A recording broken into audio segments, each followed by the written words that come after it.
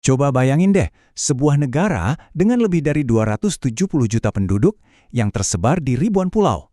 Gimana caranya Anda memastikan setiap orang punya akses ke pasokan medis yang paling esensial? Nah, hari ini kita akan bedah kisah OneMed, sebuah perusahaan yang mencoba menjawab tantangan luar biasa ini. Pertanyaan ini bukan cuma soal logistik loh. Ini adalah inti dari tantangan kesehatan di Indonesia. Ngirim perban, alat suntik, atau tes pack dari satu kota ke kota lain itu satu hal.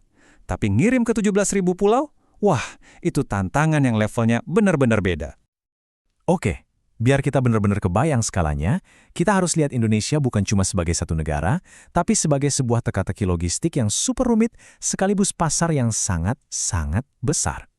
Rintangan pertama dan yang paling gede, ya kompleksitas geografis Indonesia itu sendiri. Ini bukan cuma soal populasinya yang banyak, tapi gimana caranya menjangkau komunitas-komunitas di pulau-pulau terpencil. Setiap pengiriman itu bisa melibatkan perjalanan darat, laut, dan udara. Ini menjadikannya salah satu tantangan logistik paling sulit di dunia. Tapi di tengah tantangan segede ini, ada peluang yang gede banget juga. Pasar alat kesehatan di Indonesia diperkirakan akan mencapai hampir 900 juta dolar. Angka ini bukan cuma soal bisnis ya, ini nunjukin adanya permintaan yang luar biasa dari masyarakat akan layanan kesehatan yang lebih baik dan lebih gampang diakses. Dan yang menarik nih, walaupun pasarnya gede banget, porsi belanja kesehatan pemerintah dari anggaran nasional itu secara historis masih relatif kecil. Ini kan jadi semacam celah ya, sebuah kebutuhan besar yang harus diisi, dan disitulah peran perusahaan swasta jadi krusial banget. Nah, di tengah celah inilah muncul seorang pemain lokal. OneMed lahir bukan cuma untuk berbisnis, tapi untuk menjawab tantangan nasional ini dari dalam negeri sendiri. Dan dengerin deh, ini bukan perusahaan yang didiriin sama pebisnis biasa. OneMed itu lahir dari visi seorang dokter, Dr. Jemmy Hartanto. Ini penting, karena artinya perusahaan ini dibangun dari pemahaman yang mendalam tentang apa sih yang sebenarnya dibutuhin sama pasien dan tenaga medis di lapangan. Perjalanan mereka ini keren banget sih. Dimulai dari fasilitas yang sederhana di tahun 92, mereka terus berkembang, melakukan ekspansi besar-besaran, sampai akhirnya jadi perusahaan publik yang sukses. Pertumbuhan ini bukan cuma soal ukuran ya, tapi juga soal peningkatan kapasitas mereka untuk melayani seluruh bangsa.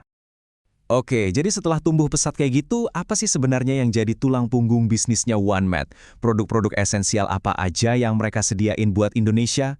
Wow, lihat deh, lebih dari separuh penjualan mereka itu datang dari satu kategori utama, produk medis sekali pakai.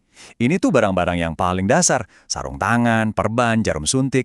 Dengan fokus ke produk-produk bervolume tinggi kayak gini, mereka jadi bagian yang gak terpisahkan dari operasional harian setiap rumah sakit dan klinik di negara ini. Dan di antara semua produk itu, ada satu nih di mana mereka itu bukan cuma pemain besar, tapi benar-benar raja pasarnya. Sebuah produk yang bisa ditemuin di jutaan rumah di seluruh Indonesia. Betul, tes kehamilan.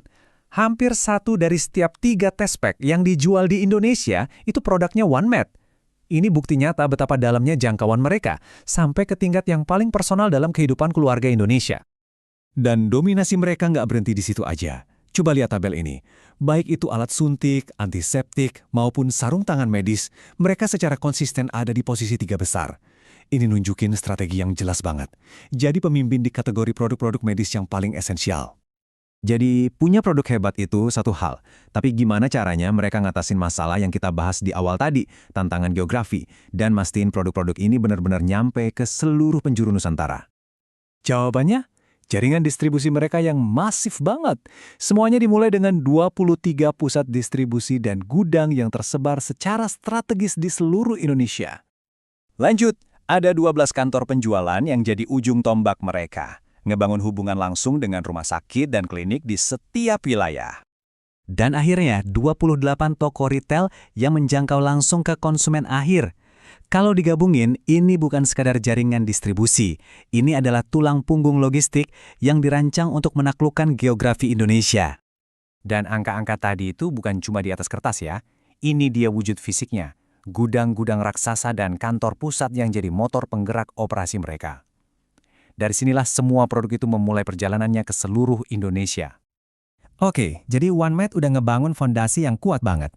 Terus apa selanjutnya? Nah, ternyata jalan ke depan mereka itu sejalan banget dengan visi yang lebih besar. Masa depan layanan kesehatan Indonesia itu sendiri. Jadi gini, pemerintah Indonesia itu lagi punya agenda transformasi kesehatan yang ambisius banget yang dibangun di atas 6 pilar utama ini.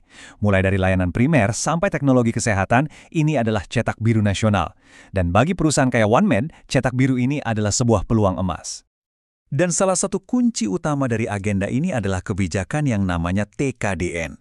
Gampangnya gini deh, ini adalah aturan yang mendorong penggunaan produk-produk buatan dalam negeri. Buat produsen lokal, kebijakan ini tuh kayak angin segar yang menguntungkan banget. Nah, disinilah semua titik terhubung. Dengan lebih dari 40% produknya dibuat di dalam negeri, OneMed bukan cuma memenuhi syarat TKDN, mereka adalah contoh ideal dari apa yang ingin dicapai pemerintah. Ini menempatkan mereka di posisi terdepan untuk jadi mitra utama dalam transformasi kesehatan nasional. Dan mereka nggak diem aja loh, rencana ke depannya jelas banget.